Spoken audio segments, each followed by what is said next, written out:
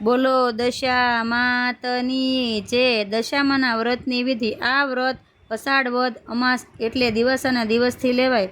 હળદરમાં પલાળી પીળો દોરો 10 ગાંઠો વાળી ગળામાં પહેરવો। 10 દિવસ આ વ્રત કરવું। 11મા દિવસે ચાંદીની કે માટીની સાંદળી બનાવી તેની પૂજા કરવી। બ્રાહ્મણને દાન આપવું।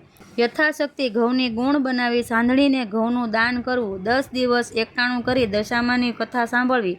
5મા વર્ષે વ્રતનું ઉજવણું કરવું। વાર્તા। એક સુંદર શોભાયમાન અને રમણીય નગર હતું। સુંદર માર્ગો, વન, ઉપવનો, બાળકોને રમવા માટે સુંદર બગીચા અને નગરની રચના સર્વશ્રેષ્ઠ અને અનુપમ હતી। નદી કિનારે રાજાનો સુંદર ભવ્ય મહેલ હતો। રાજાને પતિવ્રતા પત્ની હતી। 2 સુંદર બાળકો પણ હતા। રાજાની પત્ની ધાર્મિક હતી। રાજા અંધકારસિંહ અભિમાની અને નાસ્તિક હતો। તે કોઈ દિવસ દેવ દર્શને જાય નહીં। જો કોઈ નદીમાં સ્નાન કરી ઈશ્વર સ્મરણ કરતું હોય તો તે રાજાને ગમે નહીં। તે કહેતો આ બધા ઢોંગ છે। આમ આસ્તિક ભક્તોનો તે તિરસ્કાર કરતો। રાણીને પણ તે ધર્મ કરવા દેતો નહીં। દિવાસાનો દિવસ આવ્યો। નદી ઉપર નગરની સ્ત્રીઓ દશામાનું વ્રત ભક્તિભાવપૂર્વક કરતી હતી। રાણીને પણ વ્રત કરવાની ઈચ્છા થઈ। તેણે છાનીમાની દાસીને તપાસ કરવા મોકલી। સ્ત્રીઓએ દાસીને કહ્યું, બહેન, અમે દશામાનું વ્રત કરીએ છીએ। તેનાથી દુખિયાના દુઃખ નાશ પામે છે, ઘરમાં સુખ શાંતિ છવાય છે ને સંપત્તિ તેમજ સંતતિ મળે છે। ઘરમાં સદાય આનંદ રહે છે। ત્યારે દાસીએ પૂછ્યું, બહેનો, આ વ્રતની વિધિ કૃપા કરીને મને કહો। સ્ત્રીઓએ કહ્યું, આ વ્રત અષાઢ માસની અમાસના દિવસથી શરૂ થાય છે। 10 દિવસ નકોરડા ઉપવાસ કરવા, ન બને તો એકટાણા કરવા। સૂતરના દોરાના 10 તાર લેવા, તેને 10 ગાંઠો વાળવી, પછી દોરાને કંકુ લગાડવું, દોરો ગળામાં પહેરવો, પવિત્ર જગ્યાએ દશામાની મૂર્તિનું સ્થાપન કરવું, માતાજીની આગળ ઘીનો દીવો કરવો, ધૂપ અગરબત્તીથી માનું પૂજન કરવું, મૂર્તિની બાજુમાં કળશનું સ્થાપન કરવું, કળશ ઉપર દોરા વીંટવા અને દશામાની કથા શ્રદ્ધાપૂર્વક સાંભળવી। 11મા દિવસે બ્રાહ્મણ પાસે પૂજા કરાવી। મુઠ્ઠી ઘઉં ભરેલી એક નાની કોઠી અને દશામાનો શણગાર તથા રૂપાની સાંદળીનું દાન બ્રાહ્મણને આપવું। આમ વ્રતની વિધિ સમજી દાસી પાછી આવી ગઈ। રાણીને સર્વે વાત કરી। રાણીને દશામાનું વ્રત કરવાની ઘણી જ ઉત્કંઠા થઈ। તેણે રાજાને વ્રત અંગે પ્રેમથી વાત કરી ને પોતાને આ વ્રત કરવું છે તેમ જણાવ્યું। પણ રાજાના ક્રોધનો પાર ન રહ્યો। તેણે રાણીને સ્પષ્ટ શબ્દોમાં આ વ્રત કરવાની ના પાડી અને કહેવા લાગ્યો કે આપણને શું ખોટ છે કે તારે આવા મીઠિયા વ્રત કરવા પડે। રાજાના આવા કટુ વેણ સાંભળી રાણીને બહુ જ દુઃખ થયું। પોતે લાચાર શું કરી શકે, તે અફસોસ કરવા માંડી। રાત્રે રાજા સૂઈ ગયો ત્યારે દશામાએ સ્વપ્નમાં આવી રાજાને કહ્યું, હે રાજા, હું પડું? ત્યારે રાજાએ કહ્યું, પડને, તને કોણ ના પાડે છે? અહંકારી રાજાના આવા વચન સાંભળી દશામાં ખૂબ જ કોપાયમાન થયા। તેઓ આખા રાજમાં ફરી વળ્યા અને રાજાની તિજોરીમાં નાણાં ખલાસ થઈ ગયા। કોઠારમાં અનાજ પણ ખલાસ થઈ ગયું। રાજ્યની પ્રજા ત્રાસી ઉઠી। પાડોશી રાજાએ આ તકનો લાભ લઈ રાજ્ય ઉપર ચડાઈ કરી। ભયંકર યુદ્ધ થયું। અહંકાર સિંહની સખત હાર થઈ। રાજા રાણી બંને કુંવરોને લઈને નાસી ગયા। હવે રાજાની પાસે પહેરેલા વસ્ત્રો સિવાય કાંઈ જ નહોતું। ચાલતા ચાલતા રાણીની બહેનપણીની એક ફળ ફૂલની સુંદર વાડી આવી। ત્યાં આવી થોડુંક ખાવાનું માંગ્યું। રાણીની સખી ક્રોધે ભરાઈને કહેવા લાગી કે મારી બાઈ, રોટલાનો ટુકડો માંગવા છેક અહીંયા સુધી આવી છો? તને શરમ ના આવી? જા બાઈ, જા, આગળ જા। ભૂખ અને તરસથી ખૂબ જ વ્યાકુળ બની 4 જણા આગળ ચાલતા થયા। ત્યાં રસ્તામાં એક વાવ આવી। ત્યાં બેસીને બંને કુંવરોને રાણીએ વાવ બતાવી કહ્યું કે જાઓ, ત્યાં જઈ થોડુંક પાણી પી આવો। રાજા રાણી ઝાડની છાયા તળે બેઠા। બંને કુંવરો જેવા પાણી પીવા નીચે નમ્યા કે દશામાએ બંને કુંવરોને વાવમાં ખેંચી લીધા। વાર થવાથી રાણીએ વાવ આગળ જોયું તો કુંવરો ન મળે। રાણી તો ખૂબ જ કલ્પાંત કરી રુદન કરવા લાગી।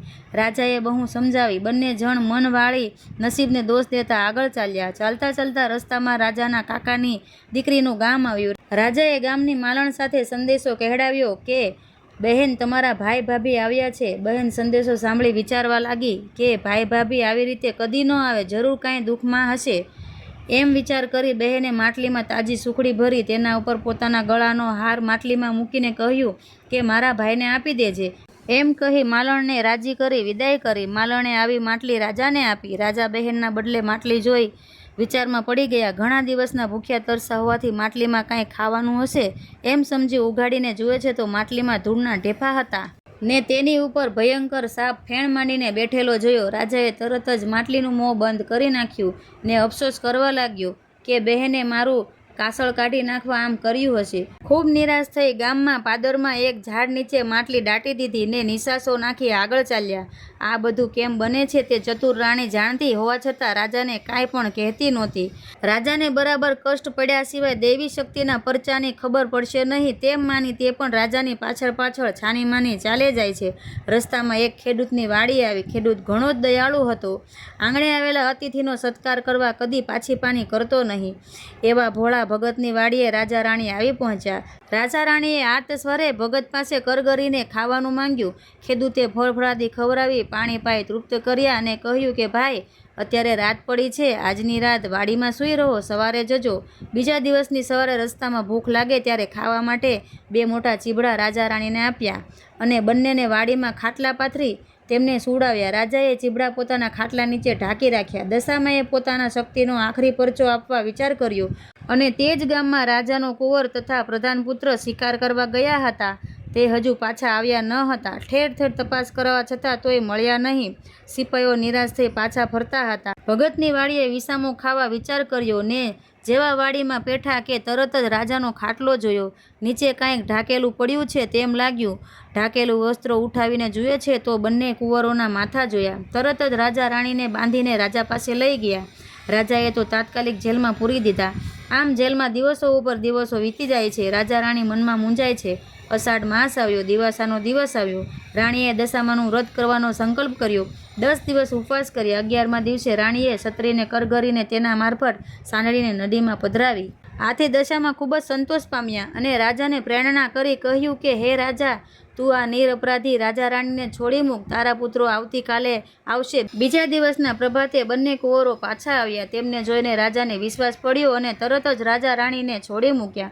રાજાને સભામાં બેસાડી ખૂબ જ માન સન્માન આપી વિદાય કર્યા. રસ્તામાં રાણી રાજાને 2 હાથ જોડીને કહે છે, હવે ચાલો આપણા નગર તરફ જઈએ. આપણી દશા સુધરે તેમ મને લાગે છે. રાજાએ હા કહી. રાજા રાણી આનંદ કરતા ચાલ્યા જાય છે. રસ્તામાં રાજાની બહેનનું ગામ આવ્યું. રાજાએ માટલી ઢાંકી રાખી હતી. ત્યાં આવી માટલી ખોદીને જુએ છે તો તાજી સુખડી જોઈ તેના પર સોનાનો હાર જોયો. રાજાએ વિચાર કર્યો, જરૂર દશામાનો પ્રતાપ છે. રાજા બહેનને સરપાવ આપી આગળ ચાલ્યા. રસ્તામાં પેલી વાવ આવી. વાવની પાસે બંને કુંવરોને રમતા જોયા.